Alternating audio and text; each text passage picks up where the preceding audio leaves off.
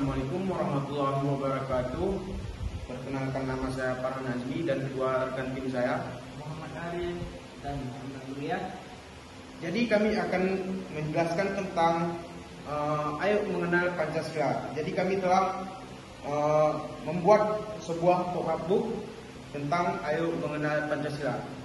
Langsung saja, isinya akan dijelaskan oleh rekan kami yang pertama, Muhammad Arif.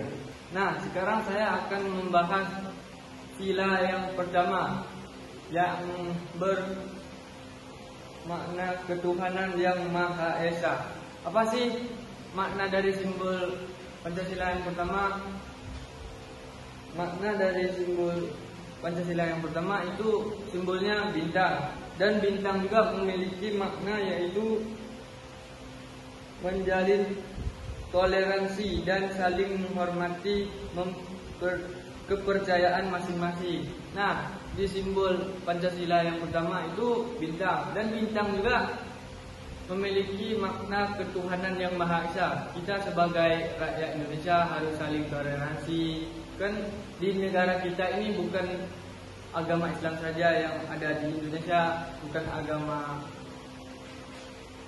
Hindu, bukan Katolik, tapi ada 6 agama. Kita harus saling menghormati sesama warga Indonesia yang berbeda agama. Dan selanjutnya sila pertama itu memiliki nilai-nilai yang terkandung di dalamnya. Yang pertama, percaya dan takwa terhadap Tuhan yang Maha Esa.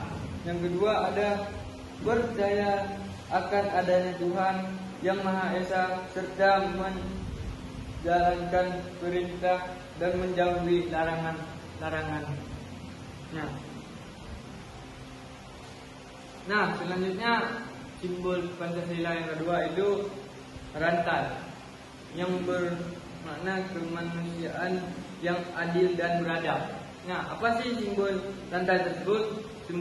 Simbol rantai tersebut adalah simbol sila kedua terdiri atas mata rantai yang berbentuk segi 4, dan lingkaran yang saling berkaitan, bahwa bangsa Indonesia ini saling terkait erat seperti sebuah rantai, saling berbahu-bahu dan saling berbahu-bahu. Terakhir, saling membutuhkan. Kita sebagai makhluk sosial saling membutuhkan satu sama lain. Nah, arti dari Pancasila yang kedua itu menumbuhkan sikap terang rasa dan menjunjung tinggi sikap kemanusiaan. Nah, kita sekarang masuk ke nilai-nilai yang terkandung di sila kedua. Yang pertama ada mengakui dan memperlakukan manusia sesuai dengan martabatnya.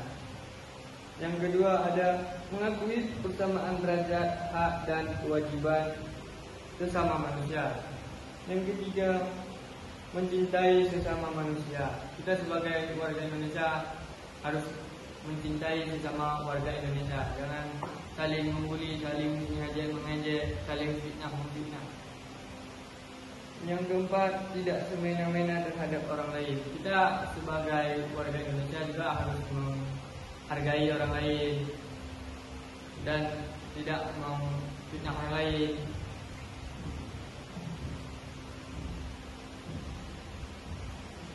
Yang selanjutnya menunjukkan tinggi nilai kemanusiaan. Nah, dari gambar tersebut ada mengandung Pancasila yang kedua, yaitu kita saling berbagi. Kan kita sebagai warga Indonesia saling membutuhkan, sebagai warga sosial membutuhkan satu sama lain. Jadi saya akan menjelaskan sila ketiga itu Persatuan Indonesia dengan lambang pohon beringin. Mengapa diberi lambang pohon beringin? Yaitu karena pohon beringin yang besar dan rimbun, kuat, kokoh. Jadi persatuan Indonesia dilambangkan dengan pohon beringin yang bersatu, kuat dan kokoh. Seperti gambar yang ini, mereka sedang berkomunikasi. Dan gambar yang ini melambangkan kesatuan dan bergotong royong seperti di gambar ini. Jadi persatuan Indonesia mencakup 7 hal, yaitu mengutamakan kepentingan umum, tidak mengutamakan kepentingan pribadi, individu ataupun kelompok. Kita sebagai bangsa Indonesia harus mempedulikan kepentingan umum. Yang kedua, rela berkorban. Rela berkorban untuk bangsa. Yang ketiga, cinta tanah air dan bangsa. Yang dimaksud dengan cinta tanah air dan bangsa, contohnya dengan berbahasa, saling menghormati,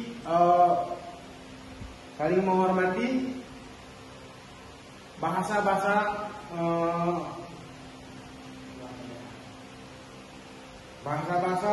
daerah, seperti contohnya daerah Jawa, Aceh. Kita harus menghormati bangsa yang ada di Indonesia. Jika kita bertemu dengan, contohnya dengan orang Jawa dengan orang Aceh, kita harus mengutamakan bahasa Indonesia. Tidak boleh menggunakan bahasa daerah kita sendiri, karena itu mengurangi persatuan bangsa Indonesia. Ini sila keempat yang berbunyi kerakyatan yang dipimpin oleh hikmah kebijaksanaan dalam permusyawaratan perwakilan, merupakan simbol dari kepala banteng, yang berarti menunjukkan tinggi asas kekeluargaan dalam masyarakat.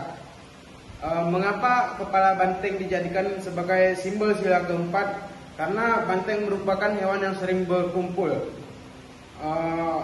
Halnya sama seperti manusia yang sering berkumpul untuk bermusyawarah. Seperti gambar yang di sini sedang bermusyawarah di dalam kantor. Jadi kesimpulan dari sila keempat, memiliki kedudukan hak dan kewajiban yang sama sebagai warga negara, memiliki hak bersuara dalam bermusyawarah atau dalam hal lainnya yang dalam mengambil keputusan. Itulah makna dari sila keempat. Nah, selanjutnya kita akan lanjut ke sila yang kelima. Sila yang kelima yaitu padi dan kapas, yang bermakna keadilan sosial bagi seluruh rakyat Indonesia. Nah, setiap orang di Indonesia berhak untuk mendapat perlakuan dan bersikap adil terhadap sesama, yaitu persamaan sosial.